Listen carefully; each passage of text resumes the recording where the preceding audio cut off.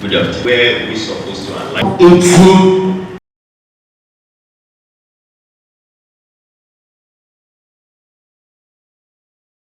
Good afternoon, our distinguished guests.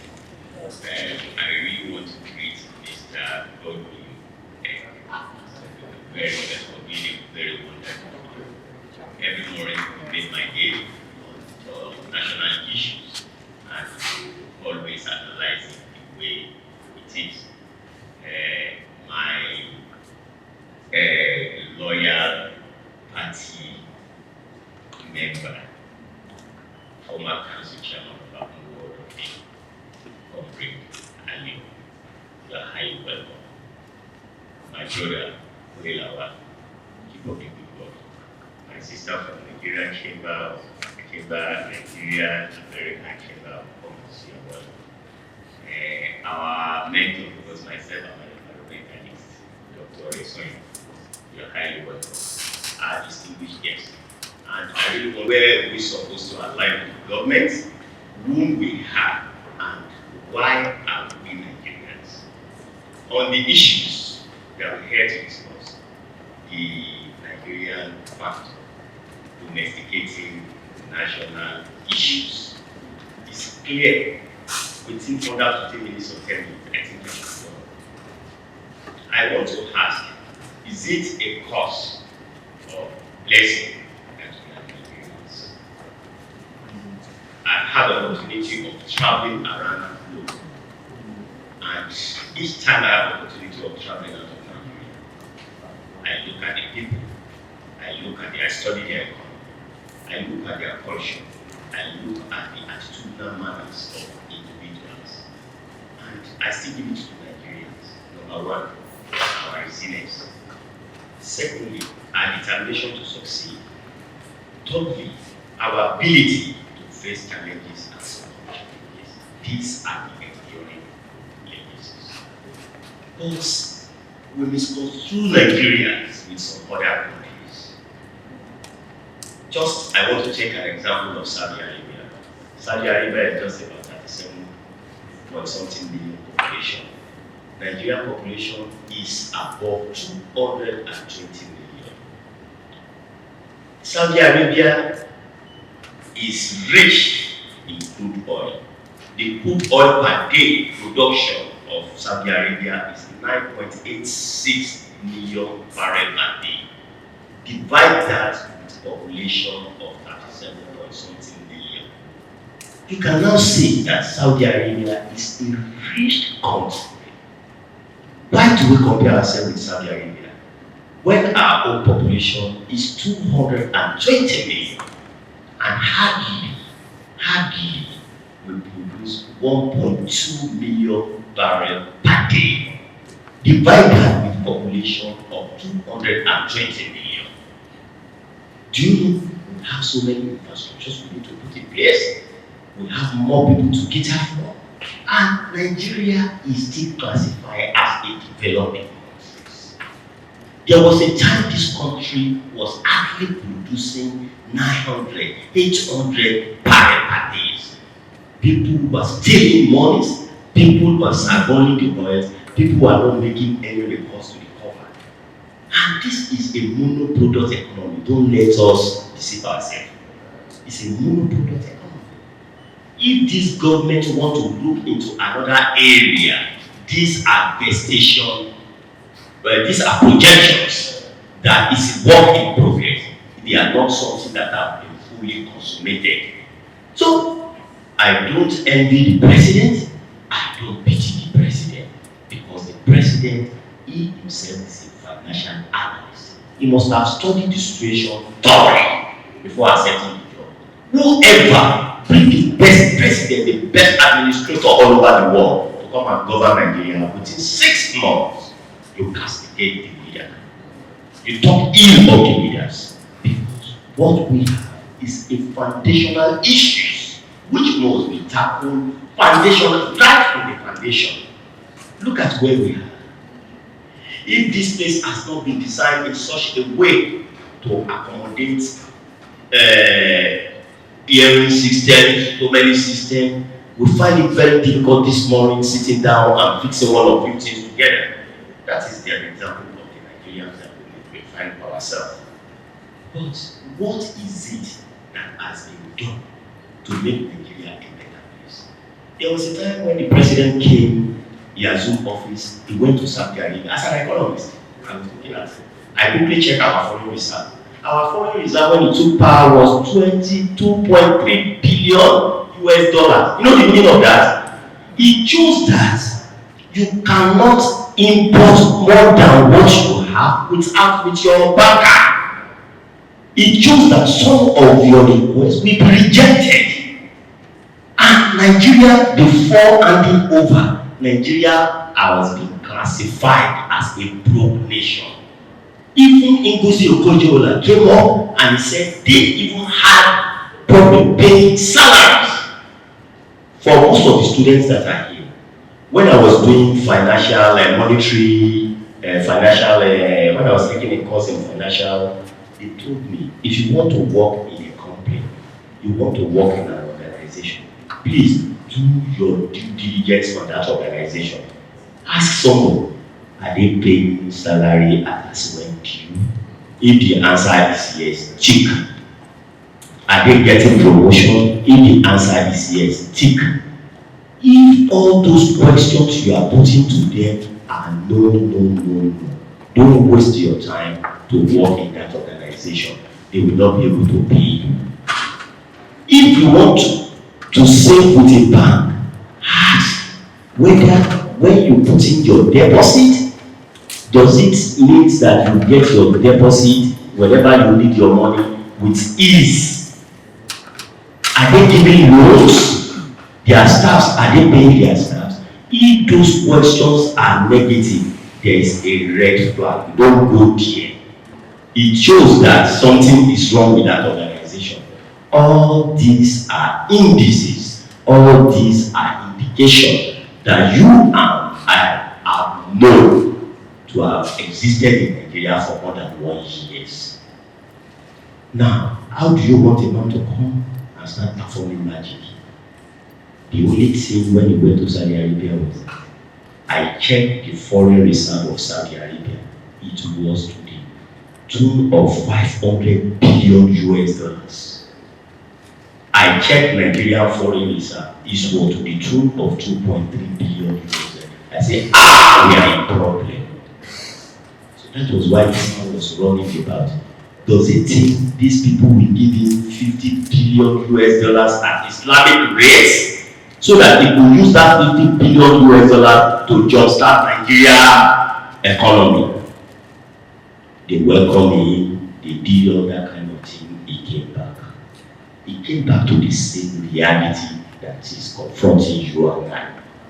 What do we do to improve this economy? Because as a father, as the leader of the house, no matter how good you are to your wife, it is money that controls laws all over the world. He has no money. We cannot love him because he has not been giving us enough money. All our expectations are not met. Even if it's promising, all this time, just work in progress. What we need is results. What do? The PIP law, we must give them kudos for signing that law and for standing by their laws. If Nigeria is truly a monopoly economy, PIP law supposed to have been in existence for more than 20 years. Not now. But when President A comes on board, because of political affiliation, he doesn't want to offend the big boys. Some people are making good money from the system. He tried to run away from the problem. President B comes up. He campaigned vigorously on how to make Nigeria a functional society. By confronting by the same demon, he comes back and we evaded PIP for more than 20 years. So NNPC, that is the only golden edge that is laying what we're supposed to take as our aim, is now being run aparasightly. Then someone came. Do you know the meaning of that PIP? Go to Saudi Arabia today. Saudi Aramco is a Saudi Arabia company that is highly subscribed to all over the world because of what? Openness, accountability, trust, performance. You can see the level of investment in that company. So they have refinery, they have this. Their share is almost immediately they open it for IPO. It's oversubscribed immediately because people perform. That is the kind of Nigeria that this PIB law is going to bring to Nigeria. Number one, whether we like it or not, I was listening to some guys about 3 days back. I went to the National Mosque for prayer on Friday, and when the Imam finished praying, you know what he did? He said, "We thank God that Port Harcourt refinery is now working. May God Almighty make this refinery not to spoil." I said, these Nigerians are now getting the gist of the game. This PIB law will make Port Harcourt refinery to be stable. PIB law will make Kaduna refinery to come up. PIB law will make Warri refinery to come up. When all these are set up, the multiplier effect of it is that most of our students that are petroleum engineers, chemists, geologists, they will have a place they can go for industrial training, and when they finish, they will have a place where they can work. And all other disciplines will follow. Look at the quantum number of people that have been displaced within Nigerian refinery that were dysfunctional for more than 20 years. Some of them will start coming back gradually. Where are you working? I work with Kaduna refinery. As what? As chemist. As what? As chemical engineering. Some of them will even become medical doctors. These are the kinds of Nigerian dreams that we must have emulated. And the Nigeria that we are witnessing today should not be compared. The Nigeria that we are witnessing today should not be compared to a country that is less in capacity but abundance in resources, like the example I stated above. The only thing we can do as Nigerians now is to make sure that we sit on the PIB law, make it, let the president see the reason why most of the investment that he has been sourcing abroad move from 1.2 million production and 1.9 million production per day to almost 2.25 production per day, so that Nigeria can hand more money. We have, look at our foreign reserve now, from $2.3 billion to over 40 billion now. Does the president at this point in time need to go again and start borrowing money when he, within 1.5 years, have been able to save up to $40? Though that savings is for all of us. We understand how the subsidy was removed. I paid more to fuel my cars. I paid more in energy bills. But it is a price that others have cheated away from the past that we must bear. And when we bear it, this is where the works of the NGOs, civil liberty organization, comes in. We must make sure that we put on our microscope and make sure that all these savings are judiciously put where they're supposed to be used. That is why I support the first speaker, Comrade Ayo Adewale, who said local autonomy is the basis. If you look at the federation, the money that goes to local government monthly, I think there's no basis for any local government for not being able to provide basic infrastructures. If someone is collecting 600 million, 800 million, and somebody is collecting 1 billion naira monthly, I think it is time for us to put our searchlight on some of those things that will make Nigeria a better nation. So, look at this morning. This is a university environment. We are here to enlighten the youth on how to move Nigeria forward. We are here to discuss burning national issues that will make Nigeria to be a functional state. The bracket of people that were expected were not adequately represented. And the first speaker said it. Ayo, the likes of Shehu Shagari, not Shehu Shagari, the likes of Tafawa Balewa, Saudana, Awolowo, the Zik, they started at a very early stage. Our head, what are we doing?